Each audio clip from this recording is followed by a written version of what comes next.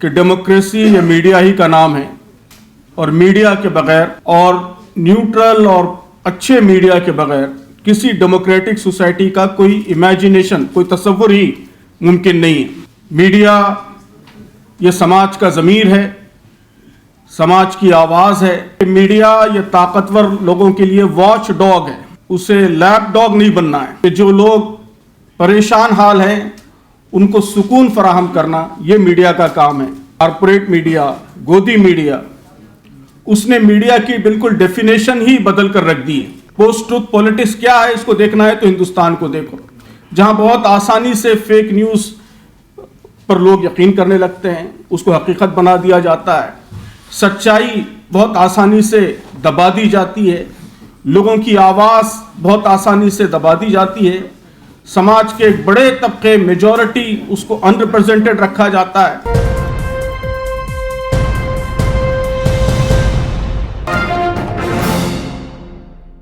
Democratic societies میں media کا کیا رول ہونا چاہیے؟ تو میں سمجھتا ہوں کہ سلمان صاحب نے بہت اہم بات فرمائی کہ ڈیموکریسی یہ میڈیا ہی کا نام ہے اور میڈیا کے بغیر اور نیوٹرل اور اچھے میڈیا کے بغیر کسی ڈیموکریٹک سوسائٹی کا کوئی امیجنیشن، کوئی تصور ہی ممکن نہیں ہے۔ میڈیا یہ سماج کا ضمیر ہے، سماج کی آواز ہے، سماج کا ٹیچر ہے، اس کو صحیح چیزوں کی تعلیم دینا یہ میڈیا کی ذمہ داری ہے۔ کہا جاتا ہے کہ میڈیا یہ طاقتور لوگوں کے لیے واچ ڈاگ ہے، اسے لیپ ڈاگ نہیں بننا ہے، واچ ڈاگ ہے، نگرانی کرنا ہے۔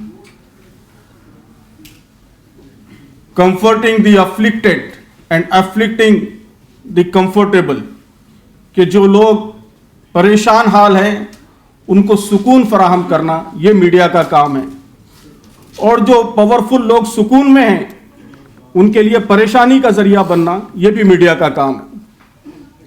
تو یہ سارے رولز ہم کو پڑھائے جاتے ہیں جرنلزم میں، میڈیا میں، اور یہی اصل رول ہے میڈیا کا۔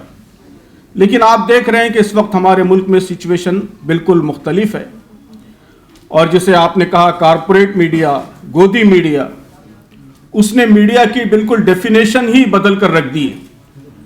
یہ بات صحیح ہے خالد صاحب کی کہ یہ ہر زمانے میں ہوتا رہا ہے کہ سوال پوچھنے والوں کو سزا دی گئی، ان کا پیچھا کیا گیا، ان کے لیے مشکلات کھڑی کی گئی۔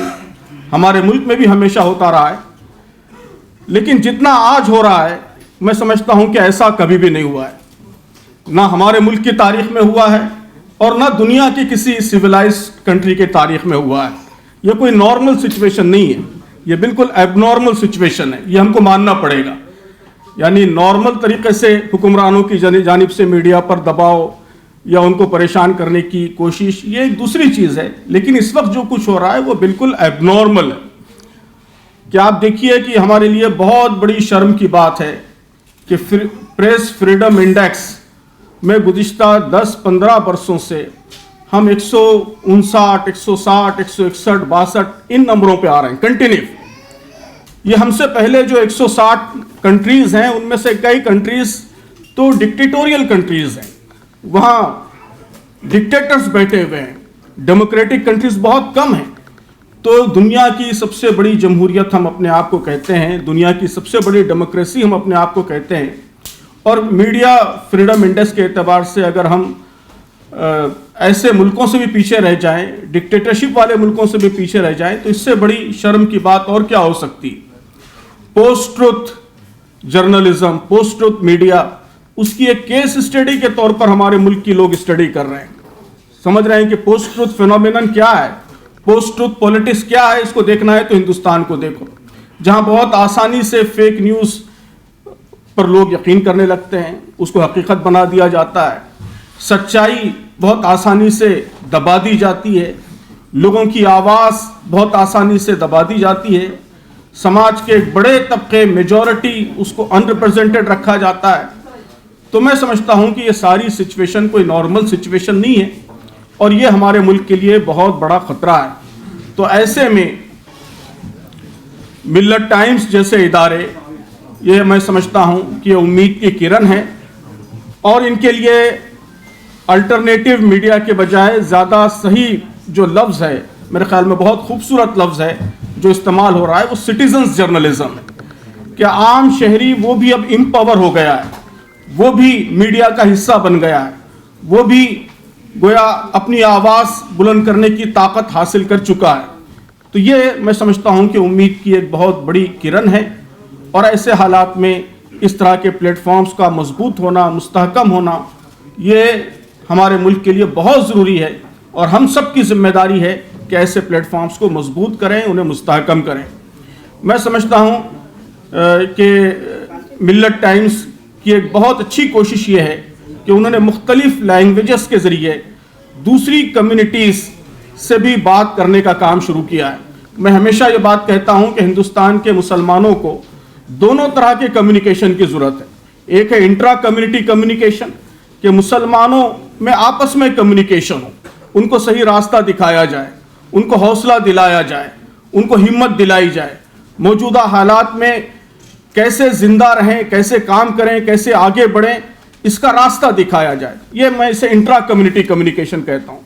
लेकिन इसके साथ साथ बहुत ज़्यादा ज़रूरी ये भी है कि इंटर कम्युनिटी कम्युनिकेशन हो, यानी हमारी बात इस मुल्क के दूसरी कम्युनिटीज़ को भी सुनाई जाए, वो भी हमारे दर्द को समझें, वो भी हमारी आवाज़ को समझें, हमारे मशवरे उन तक पहुँचें और मुख्तलिफ कम्युनिटीज़ के दरमियान डायलॉग का, डिस्कशन का भी मीडिया एक प्लेटफॉर्म बने।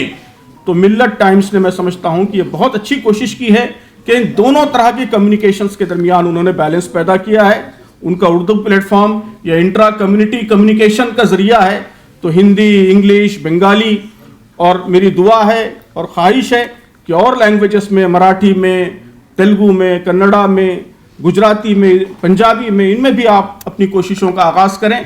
ये इंटर कम्युनिटी कम्युनिकेशन का ज़रिया है। इंट्रा कम्युनिटी कम्युनिकेशन में, जैसा कि आपने कहा, खालिद अनवर साहब ने, मैं समझता हूँ कि इस वक्त बड़ी ज़रूरत यह है कि मुसलमानों को हौसला दिलाया जाए, जिसे कहते हैं सोल्यूशन जर्नलिज्म। कि सिर्फ हम ये ना बताएं कि मॉब लिंचिंग हो रही है, सिर्फ ये ना बताएं कि ये हादसात हो रहे हैं, तुम्हारे ऊपर जुल्म हो रहा है, बल्कि ये भी बताएं कि इस जुल्म से लड़ने का तरीका क्या है, इन मसाइल का सोल्यूशन क्या है, इसका हल क्या है। तो यहाँ सोल्यूशन जर्नलिज्म की ज़रूरत है, जबकि इंटर कम्युनिटी कम्युनिकेशन में मसाइल को पहुँचाने की, हकीकत को लोगों के सामने लाने की, सच्चाई को लोगों के सामने लाने की ज़रूरत है।